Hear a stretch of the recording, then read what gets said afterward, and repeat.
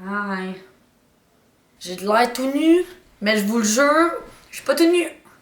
J'ai des shorts. À part de ça, il est bien écrit sur mon chandail, je m'enclite. Parce que, je m'enclite. By the way, écris-moi en commentaire si tu veux que je fasse la merch de ces hoodies.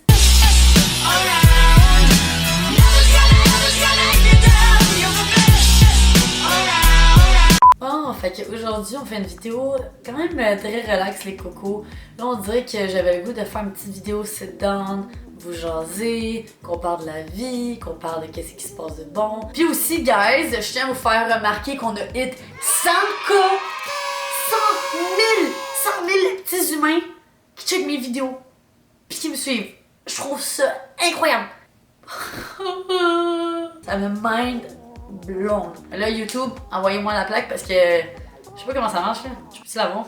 Vous allez-tu me l'envoyer par la poste? Mais le fait qu'on soit rendu 100 000, ça veut aussi dire qu'il y a tout plein de nouvelles personnes ici. Sûrement de nouvelles personnes qui ont commencé à me suivre récemment, qui me connaissent pas tant que ça nécessairement. Aujourd'hui, je me suis dit que on allait pouvoir s'asseoir ensemble, get to know each other.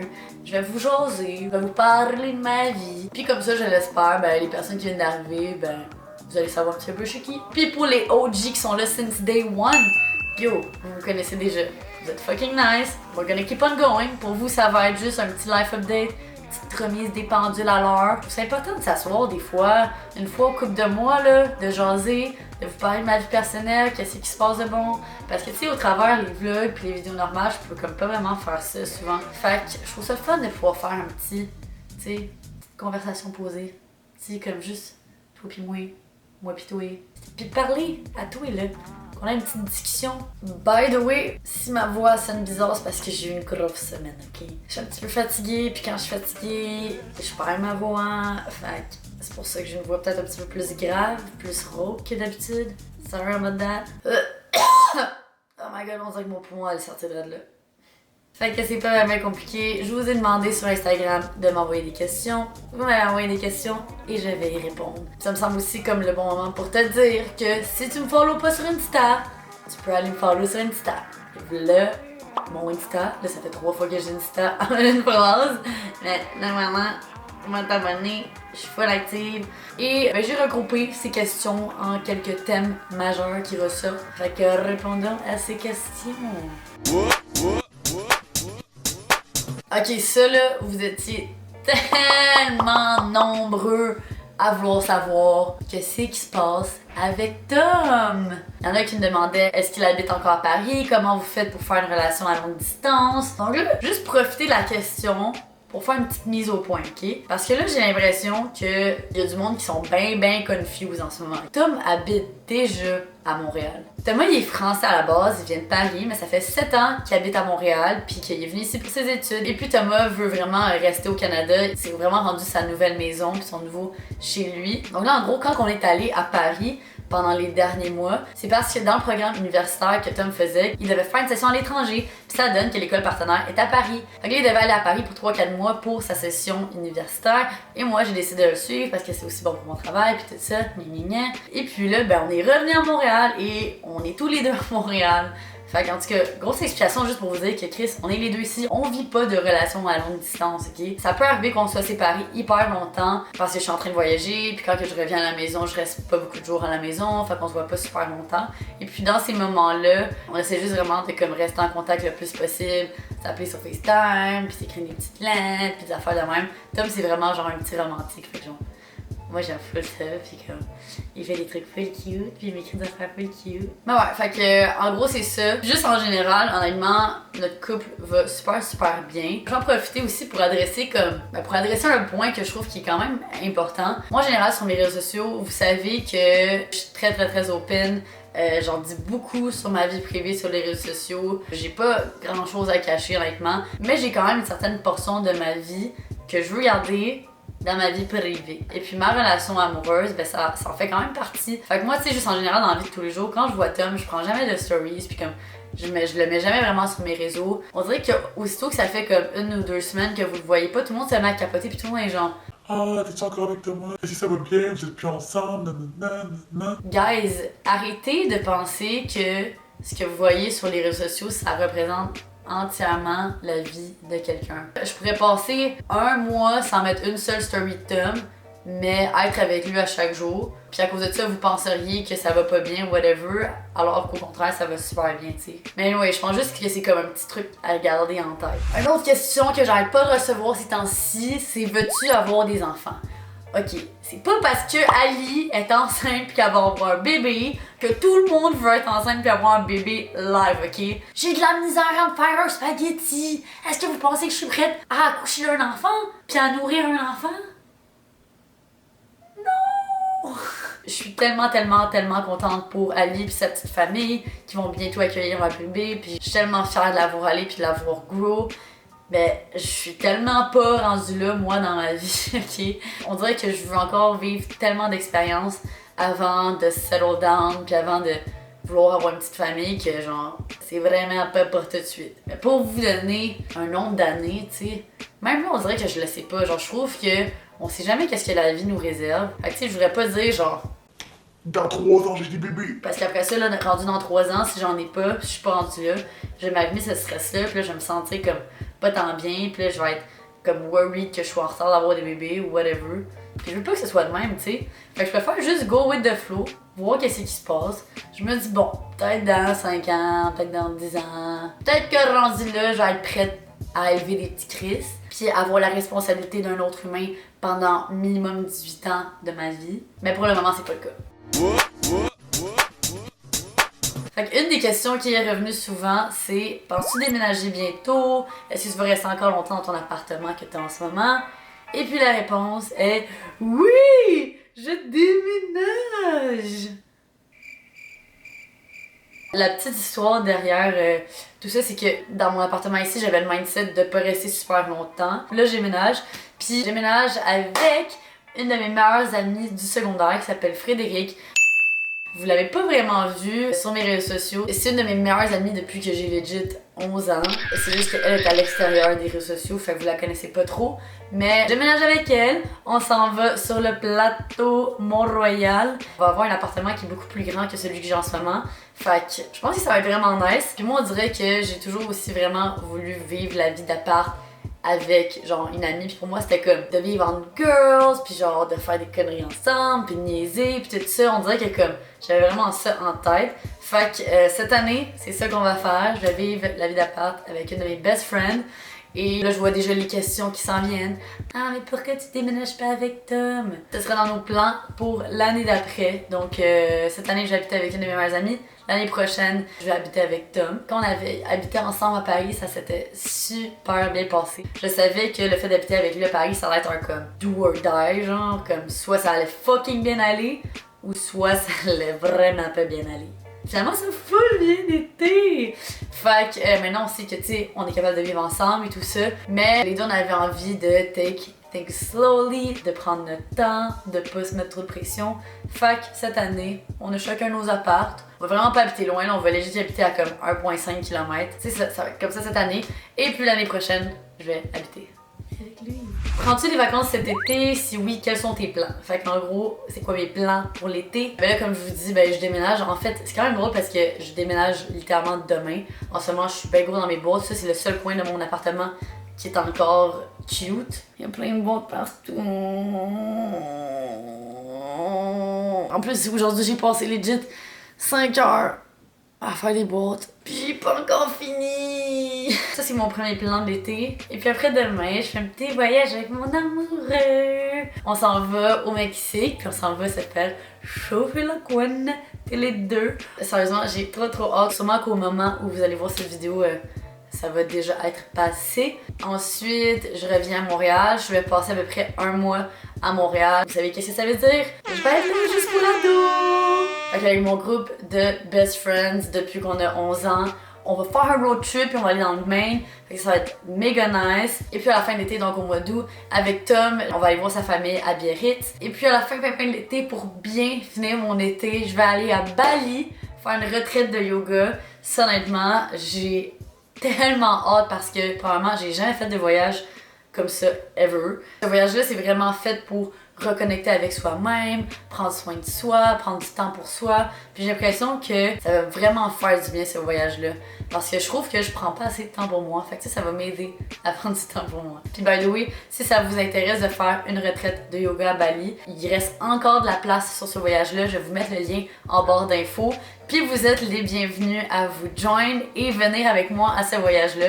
Donc c'est un voyage de groupe qui est organisé par Dosha Yoga. Il va y avoir des activités, on va faire du yoga tous les jours, on va faire tout plein d'affaires vraiment nice. Puis tout ça à Bali. Je pense que le voyage pourrait pas être plus épique que ça. Fait que là, ça, en gros, c'est mes plans pas mal pour l'été, de où je vais être. Montréal, l'été, c'est tout simplement incroyable. Fait que je vais en profiter au max. Ah, et puis un autre projet pas mal comme pour cet été. Vous savez que dernièrement, on a fait la 2e édition de E-Influence. En plus, ça avait tellement bien été. On est tellement contente du feedback qu'on a eu. Donc, évidemment, on travaille sur d'autres projets. Pour vous donner un petit hint, mais en même temps, je veux comme pas tout vous vendre le punch. On travaille présentement à faire d'autres événements. E-Influence ne sera pas uniquement une fois par année et ce sera pas uniquement dans la formule qu'on a fait jusqu'à présent. Il va y avoir d'autres types d'événements. Et ça s'en vient beaucoup plus rapidement que ce que vous pourriez penser. Une question qui est pas mal revenue, c'est reviens-tu au HEC? La question qui brûle. Pour le moment, les cocos, non, je ne reviens pas au HEC à la session d'automne. Pour ceux qui n'ont pas vraiment suivi c'est quoi mon parcours scolaire puis qui sont un petit peu confused, en fait, moi j'ai commencé l'université à l'automne. Donc j'ai fait ma première session universitaire au HEC. Je fais un baccalauréat en administration des affaires et marketing. En fait, après cette session-là, j'avais l'opportunité d'aller à Paris. Et je voulais quand même poursuivre mes études, donc j'ai commencé à faire l'université en ligne, donc ça c'est avec la TELUC. Et en fait j'ai une entente avec le HEC, donc ils me laissent prendre mes cours online pour une durée indéterminée en me promettant qu'ils vont pouvoir créditer les cours que je suis et que je vais pouvoir ultimement obtenir mon diplôme du HEC. Mais en fait la condition pour que j'obtienne quand même mon diplôme du HEC en faisant une partie de mes cours à la TELUC, c'est qu'il faut quand même que j'ai fait une majorité de mes cours sur le campus du HEC. Parce que ça veut dire c'est que j'ai quand même le droit de faire une grande partie de mes cours en ligne. D'à partir de là, j'ai fait ma première session avec la TELUC, puis pour être 100% honnête, ça s'est vraiment bien passé. En général, j'allais beaucoup mieux, surtout mentalement, parce que c'était beaucoup moins de stress et de pression à gérer, parce que je veux pas gérer un emploi du temps d'étudiante universitaire full-time, plus ma job de créatrice de contenu qui est full-time. C'était énorme. Je travaillais tout le temps, j'avais aucun break. Puis veux pas à un certain point, ben ça t'affecte. Puis câlisse, comme c'est pas humain, c'est pas normal d'autant travailler. Fait que là, le fait de pouvoir faire mes cours en ligne, ça me permet de beaucoup mieux gérer mon temps, d'être beaucoup plus efficace, beaucoup plus productive. Parce que maintenant, à chaque fois que je m'assois pour faire de l'école, comme je focus parce que je veux passer au travers mes cours le plus rapidement possible. Puis je le sais que 1 heure que je passe à étudier, c'est 1 heure que je passe pas à faire du montage puis à mettre une vidéo de plus dans la semaine, tu sais. C'est un peu ça mon thinking. Fait qu'est-ce qu'en septembre, j'ai envie de retourner sur les bancs d'auditorium du HEC à la place de continuer mes cours en ligne? Calissement pas, honnêtement. Je travaille sur plusieurs projets qui nécessitent énormément de temps en ce moment. Ces projets-là, je peux pas vous dire tout de suite. C'est des petits projets secrets. En gros, je veux vraiment me concentrer là-dessus, me concentrer sur mon travail et continuer avec mes cours en ligne et continuer un peu plus à mon rythme. C'est ça mon plan pour l'année qui s'en vient. Peut-être que l'année prochaine, je vais avoir envie de retourner m'asseoir sur les bancs d'auditorium du HEC. Je sais pas, à voir. Comme je vous ai dit, j'aime ça prendre les trucs one step at a time. On va voir comment ça se passe. Peut-être que je vais même pas end up à retourner au HEC puis je vais juste avoir mon diplôme de la TELUC. Peut-être que je vais end up à y retourner. Je sais pas. Mais pour le moment, ce que je fais, ça marche bien. Puis je me sens bien là-dedans. Fait que je vais continuer là-dedans. Pourquoi continuer l'uni si ça ne semble pas une priorité pour toi? Je comprends ce que la personne voulait dire. Oui, ça peut paraître que c'est pas vraiment une priorité pour moi parce que, ben, tu sais, je dis que ça fait chier l'école, pis faut que je fasse des travaux, pis nanana, j'aimerais bien mieux faire des vidéos, nanana. C'est sûr que malgré tout mon chiolage pis tout ça, si j'avais pas une vraie motivation à poursuivre mes études, je serais pas en train de me faire chier à faire des cours dignes de même pour obtenir mon bac, ok? Pour moi, je trouve que l'éducation, c'est super important. De l'éducation, c'est jamais perdu. Jamais tu vas être trop éduqué. Jamais tu vas en avoir trop appris. Fait qu'au travers de mon bac, j'aimerais ça et j'espère vraiment en tirer des connaissances que je vais pouvoir utiliser dans mon travail puis dans la vie de tous les jours. Tu sais, c'est déjà le cas dans certains de mes cours. C'est vrai que j'ai aussi des cours qui sont carrément inutiles puis que j'apprends absolument rien. Mais il y en a que j'apprends des trucs. Fait qu'on se concentre là-dessus. Puis ensuite, je me dis aussi que à l'âge que j'ai en ce moment, d'être capable de concilier des études et de concilier mon travail qui est littéralement 24/7, je me dis que ça m'apprend à mieux gérer mon temps, ça m'apprend à faire des priorités dans ma vie puis à respecter ces priorités-là, ça m'apprend à être mieux organisée. Fait que je me dis que je perds rien d'essayer d'obtenir mon bac puis de poursuivre mes études aussi longtemps que je le peux, puis qu'à long terme, ben ça va valoir la peine, puis que ça va me permettre de me démarquer dans la vie, puis de faire de quoi de bon dans la vie, puis ouais, c'est pas mal ça, là.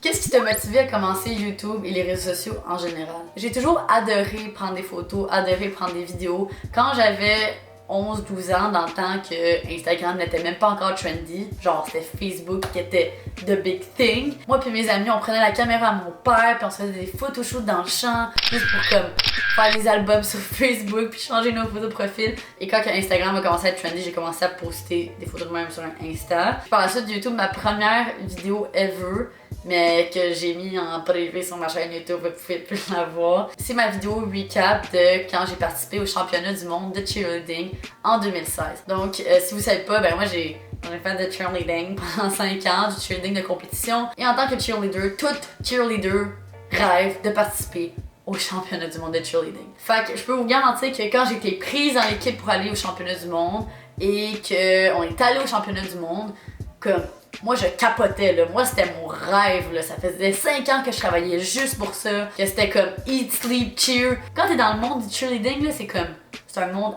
à part là, c'est genre juste ça que tu fais, ça prend tout ton temps, toute ton énergie, c'est absolument incroyable par contre. C'était mon rêve d'aller au championnat du monde de cheerleading. Fait qu'en y allant, je me disais ok mais il faut absolument que j'ai un souvenir de cette expérience. Puis je voulais absolument pouvoir faire une vidéo recap. Fait que je m'étais acheté une petite GoPro de marde. Puis j'avais filmé avec ma petite GoPro pendant toute la compétition. Puis j'ai fait une vidéo recap. Puis ça c'était vraiment ma première vidéo sur YouTube. Et puis par la suite, c'était dans d'autres voyages. Je voulais me rappeler de mes voyages, de mes expériences, avoir des souvenirs de ça. Je suis une personne très nostalgique et très rattachée à ces souvenirs. Donc j'aime vraiment ça, comme pouvoir regarder une photo puis me rappeler du moment puis faire comme oh wow, c'est tellement un beau moment ça. Aïe, genre croire que j'ai vécu ça, comme je suis tellement grateful, c'est tellement nice.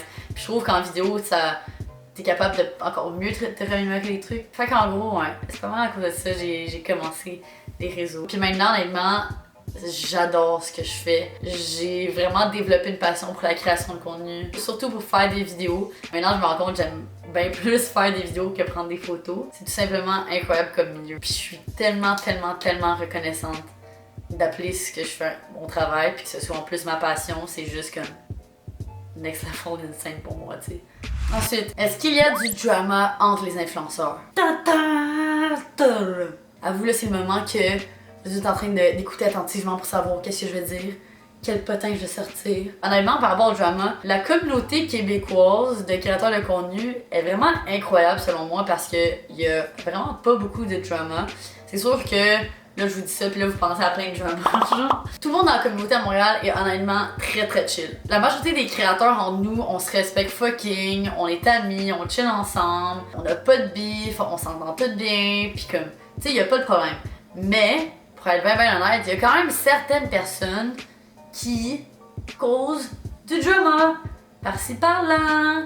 Puis ces personnes-là, ben souvent, vous avez pas de misère à deviner c'est qui. Quand il y a du drama, souvent, ça sort, c'est exposé. Fait que vous finissez par tout être au courant, puis à assister à tout ça, puis à être témoin de ça.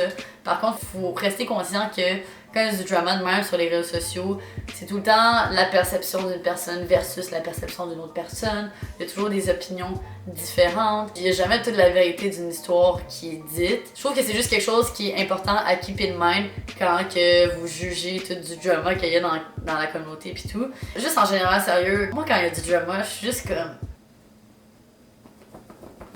Est-ce que j'ai l'air d'avoir du fucking temps à niaiser pour des fucking conneries de bébé, pis genre de immaturité, pis de manque de communication. Non, j'ai pas le temps de niaiser avec ça. Fait que quand il y a du drama, là, je check les gens de loin, j'essaie de guetter un peu les infos sur le potin parce que bon, je suis quand même curieuse pis que je veux quand même savoir qu'est-ce qui se passe dans le drama. Mais moi, je vais pas me manifester là-dessus, puis je préfère rester outside of it all, ok? Est-ce que tu comptes faire des vlogs sur ta vie de tous les jours? Hell yeah! Oh, j'ai oublié de vous l'annoncer! Je l'ai dit sur Instagram déjà, mais pour l'été, ok, je me suis donné comme challenge de poster 2 vidéos par semaine. Fait que la première vidéo par semaine, qui c'est toujours sûr à 100% qui va être là, c'est la vidéo du jeudi à 5h. La deuxième vidéo de la semaine, que ça c'est comme, tu sais, c'est mon challenge. Fait que ça se peut qu'il y ait des semaines qu'elle soit là, cette deuxième vidéo-là, ça se peut que des semaines elle soit pas là. Je vais vraiment me donner corps et âme pour sortir cette vidéo. Je vais tout faire. Je vais faire des nuits blanchies, il faut pour faire du montage. Mais des fois, c'est la vie, ça marche pas. L'internet est de la merde, mon ordi est de la merde. Puis il y a des imprévus. Fait qu'il va y avoir des semaines que cette deuxième vidéo-là va être là, puis d'autres semaines qui vont pas être là. Puis cette deuxième vidéo-là va être à chaque lundi à 5h. Ça, c'est Heure de Montréal. Je sais qu'on est rendu une couple de Français ici. Vous êtes des Français à m'écouter. Vous endurez mon accent quand même, mon accent québécois. Sérieux, props à vous. Parce que je reçois tellement de commentaires haineux des fois de Français qui sont comme mais elle parle quelle langue cette meuf? Putain, je comprends rien. je parle québécois, esti. Où c'est que je veux en venir, non? Ah oui, pour vous les Français, le 5h de Montréal, ça veut dire minuit. Fuck, c'est un petit peu tard. Sorry guys. Allez devoir vous coucher tard à cause de moi. Puis écoutez mes vidéos. Parle-nous des services que tu offres comme vidéographe. Ça, c'est un nouveau projet que j'ai parlé brièvement sur Insta, mais j'en ai pas parlé sur YouTube encore, fait que je vais en parler là.